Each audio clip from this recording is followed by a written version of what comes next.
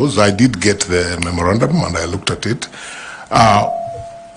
Of course, this is a public process, and it's right of every Kenyan to make allegations. One would expect that any serious allegations would have some support. Now, when I go through this, the first one of personal morals and integrity are just allegations and some.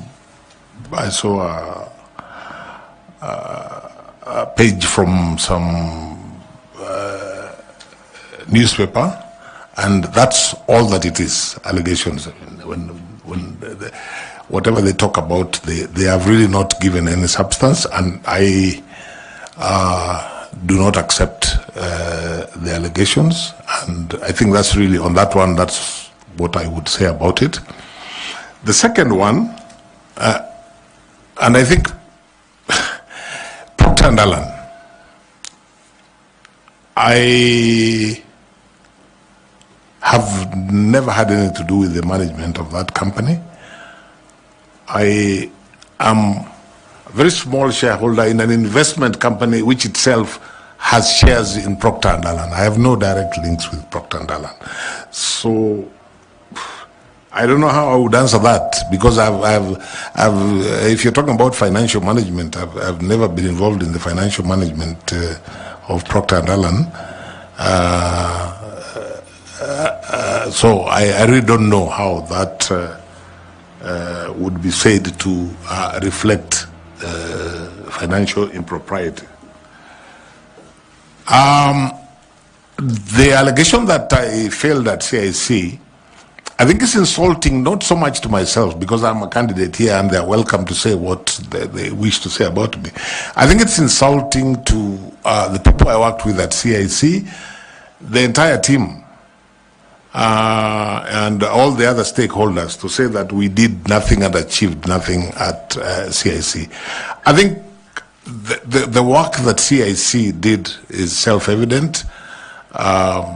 So I think this is just an allegation, like all the others, meant to scandalize. Political patronage. I'm not sure which you referred to, because I saw two things. One, a statement about the manner in which I was appointed to the East African Court of Justice. To the best of my knowledge, that's the way.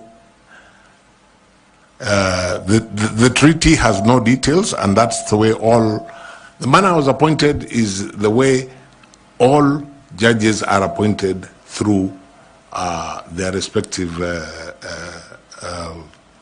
heads of state who sit in the summit, which is the appointing authority. The head of state nominates.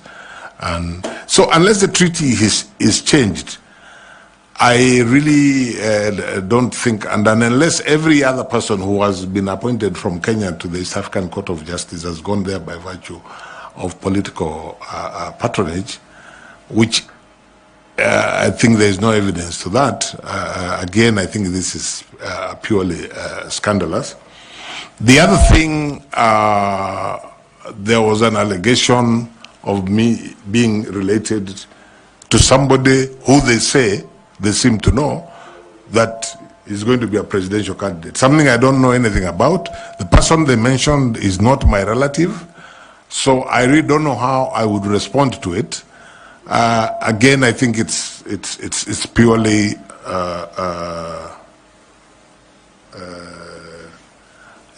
scandalous. I'm very clear in my mind that none of those allegations have any basis whatsoever. And really, Chair, unless members of the panel wish to ask me specific follow-up questions on that, which I will be happy to answer, I consider the entire memorandum as being motivated by ill will for reasons that I don't know. and not being supported by the truth. But if members have anything specific they wish to ask, I have no problem. Any knowledge of you being a state candidate? A state candidate for this job? No. I'm not sure what a state candidate is, but I made this decision to run. You know, Mr. Chairman, when somebody talks about a state candidate, they are actually insulting this panel. You're the people who are going to decide who among the people that you have interviewed you are going to recommend to the appointing authority. So the idea of a state candidate is foreign to me. Your last question. Thank you, Chairman. Justice Nyachai, there have been allegations by Bunge la Wananchi. Yes. In a memorandum that I'm certain that you have seen. Yes. Facts which have been disclosed to you earlier, that there was misappropriation while you were at CIC in the year 2015, that the Auditor General's report revealed that at that time the Commission spent an excess of expenditure of 43 million in a budget of 306 million, which had been approved. That at the time you ended up spending about 349.8 million. Even though largely the amount was accounted for, they say that the 9.2 million was fraudulently paid for the supply of newspapers, a matter which they say to have been subject of criminal investigations. What is your response to these allegations that this panel has received in the form of a memorandum? Sorry, I'm hearing this for the first time. Was that memorandum sent to me? I think so, it was. Separately from the earlier one? It must have been in the same package. Oh, I didn't see that one, and my answer is very simple. I know absolutely nothing about that allegation. I was not involved at CIC in anything to do with the financial processes or practice at the Commission. I'm also not aware of it, but in any event, I was not. I would have wanted to know if there were criminal proceedings, who are there against and what was the outcome. I really don't know anything about it.